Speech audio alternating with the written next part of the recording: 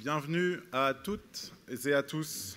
Nous sommes ravis de vous accueillir aujourd'hui à Saint-Brieuc pour la 23e journée d'automne de la coordination bretonne de soins palliatifs, avec pour thème les fondamentaux en soins palliatifs. Quelle année nous venons de vivre. Notre cœur de métier, la maladie grave, la fin de vie, la mort, si souvent tabous, ont été poussés sous les projecteurs de l'actualité. La lumière s'est tout d'un coup fait très brillante, trop brillante peut-être. Il a fallu sortir vers la cité et trouver notre place dans le débat sociétal. Parler de ce que l'on tait habituellement, parler de nos expériences, de nos forces, mais aussi de nos faiblesses, de nos impasses. Il nous a fallu débattre avec des politiques et des journalistes, nous, simples soignants, sans trop impacter le temps clinique et nos accompagnements. La coordination bretonne de soins palliatifs a pris sa part dans le débat public, répondant favorablement à toutes les sollicitations reçues, télé, journaux, débats publics, soutenant toutes les initiatives portées à sa connaissance, incitant et organisant les rencontres avec les élus de la représentation nationale au sein de nos structures de soins. Pour notre association, il est apparu nécessaire de se doter d'une visibilité accrue. Notre site internet tout neuf, notre page Facebook lancée ici même l'année dernière et notre page YouTube qui a subi un rafraîchissement nous ont permis de faire connaître la vie associative. La CBSP a également renforcé sa participation au sein des groupes de travail régionaux pour porter la voix des professionnels et des bénévoles auprès des instances décisionnaires de l'ARS et des différentes gouvernances. Notre activité de formation s'est poursuivie avec la journée d'aujourd'hui, celle du printemps dernier qui était réservée aux adhérents.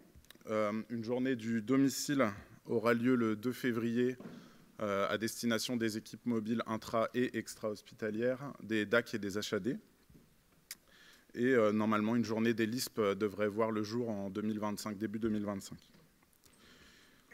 De la même façon, la formation à la pédagogie à destination des soins palliatifs et à l'aromathérapie sont reconduits. Je vous invite à vous faire connaître si ces deux formations vous intéressent. Comme vous pouvez le voir, on n'a pas chômé, mais il n'y a pas de mystère. Nous sommes une association, on vit avec le travail d'une salariée seulement, avec une journée par semaine. J'en profite pour la remercier, donc Anne Enaf, qui fait vivre l'association dans l'ombre et sans qui on ne pourrait absolument rien faire. Donc merci à toi, Anne. Les forces vives d'une association, comme la nôtre, ce sont ses membres actifs. Donc, nous avons besoin de vous. Tous ceux qui souhaitent découvrir l'association, je vous invite à participer au conseil d'administration qui vont tourner un petit peu dans les 4 départements bretons.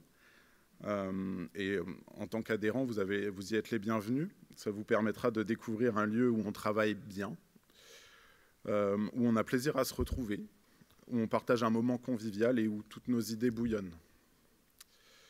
Nous maintenons cette année encore une adhésion à 10 € pour tous, pour que vous puissiez adhérer à titre individuel.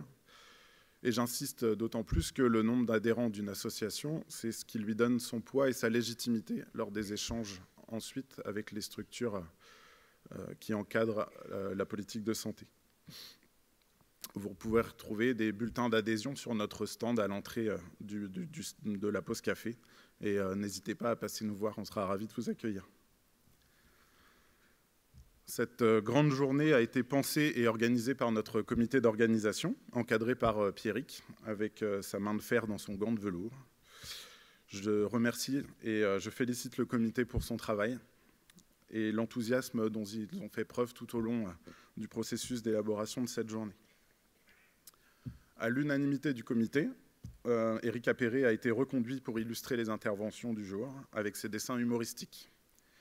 Merci Éric de répondre présent chaque année. Merci également à Mathurin qui filmera les interventions tout au long de la journée pour que vous puissiez les retrouver sur notre page YouTube et que vous puissiez, pour les absents, leur faire découvrir ces interventions de qualité. Nous comptons cette année encore sur le soutien des laboratoires et des prestataires partenaires. Leur présence à nos côtés, elle est indispensable au bon déroulement d'une journée comme celle-ci, et je les remercie de leur confiance. Je vous invite à aller visiter leur stand lors des pauses de midi. Notre société savante, la SFAP, est également présente. Alors, sur scène cet après-midi pour sa présidente, mais également par un stand que je vous encourage également à aller visiter. Vous retrouverez également celui de la cellule d'animation régionale en soins palliatifs.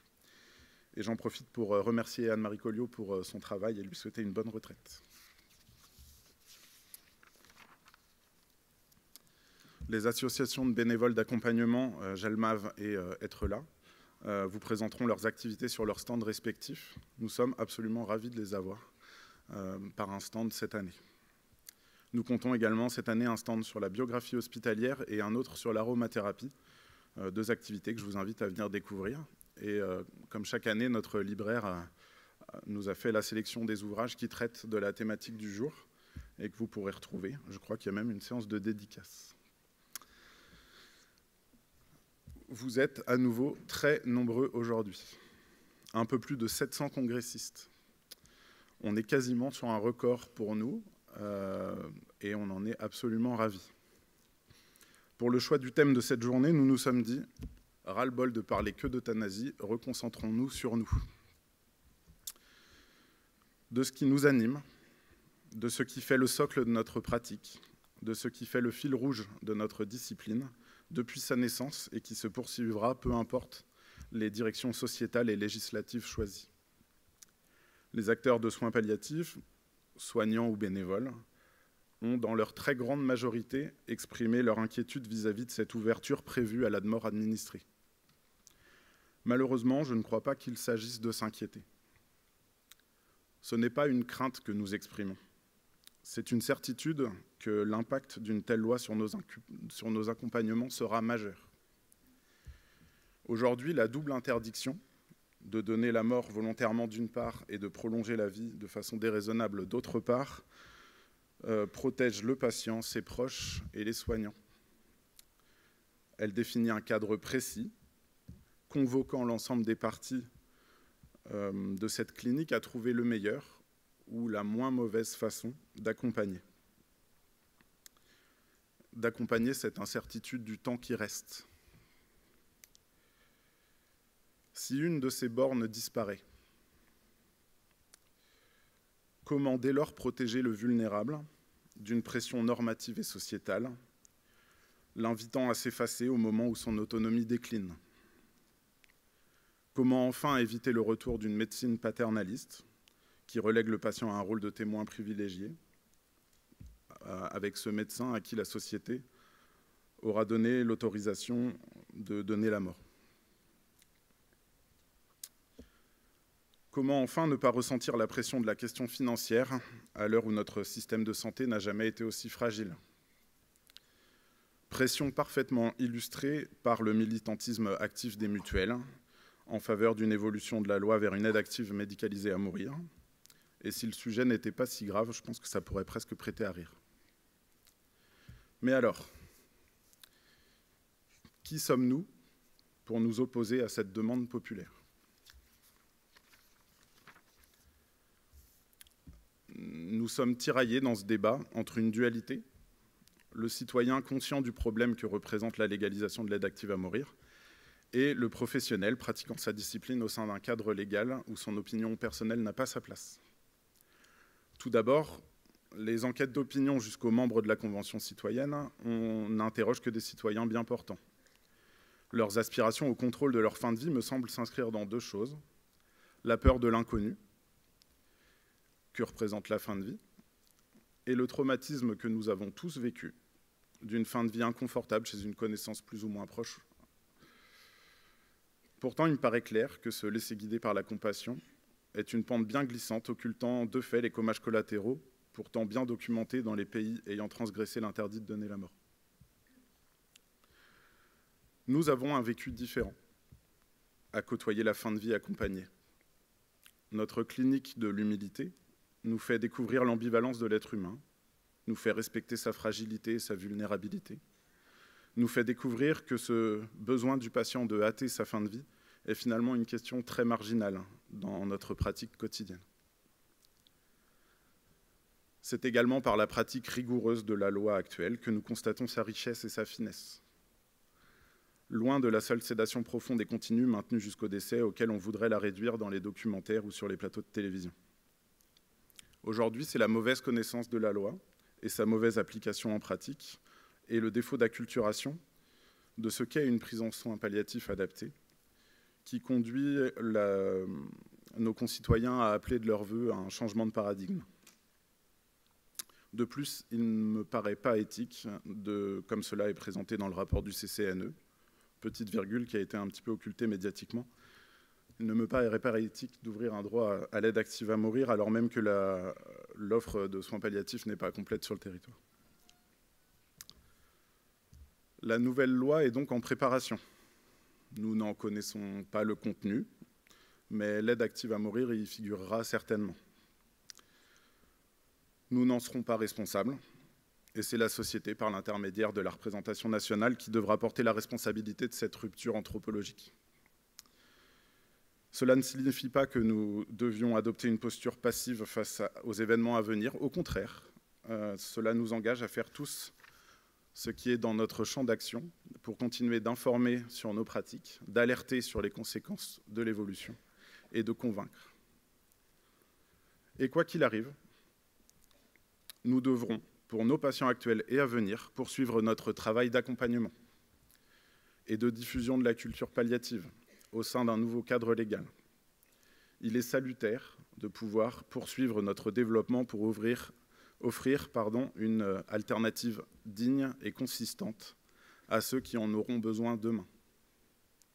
Nous ne les abandonnerons pas. Nous devrons continuer d'éduquer les futures générations de soignants à la vulnérabilité, à l'écoute et à l'accompagnement, même si la société nous aura autorisés à transgresser l'interdit de provoquer la mort. Ce travail vertigineux ne sera possible qu'en nous appliquant les mêmes recettes qui nous guident au lit de nos patients, l'interdisciplinarité, une grande rigueur et une immense humilité. C'est pour garder le cap dans la tempête actuelle et à venir que nous avons souhaité vous proposer ce retour aux fondamentaux. Savoir d'où l'on vient pour savoir où on va. Et nos boussoles pour aujourd'hui seront donc Jean-Marie Gomas, que nous avons l'honneur de recevoir, qui évoquera les incontournables. Puis l'équipe interdisciplinaire de l'unité de soins palliatifs de Rennes viendra vous parler de la prise en soins globale. Notre ancienne présidente, Véronique Mignac, nous décrira l'accompagnement d'une souffrance mystérieuse. Après notre célèbre repas de midi, nous aurons la chance d'accueillir Éric Fiat pour un exposé sur l'évolution de la société et la façon dont elle rebat les cartes des soins palliatifs. Et nous conclurons cette journée en entendant Claire Fourcade, que nous remercions de sa présence, dans un agenda que je devine chargé, et qui nous parlera du thème sur en quoi les soins palliatifs sont militants, quelle est notre vision pour l'avenir des soins palliatifs. Toutes ces présentations seront accompagnées par des scénettes de monsieur et madame Meaux qui présenteront quelques conférences en leur avis d'experts. On leur a donné carte blanche. Voilà, je vous invite à prendre cette journée comme une bulle d'oxygène, à vous imprégner de ces fondamentaux pour reprendre ensuite nos accompagnements ensemble, avec toute l'énergie que nous devons à nos patients. Ils le méritent bien. Au nom de mes collègues du conseil d'administration de la coordination bretonne de soins palliatifs, je vous souhaite à toutes et à tous une excellente journée en notre compagnie.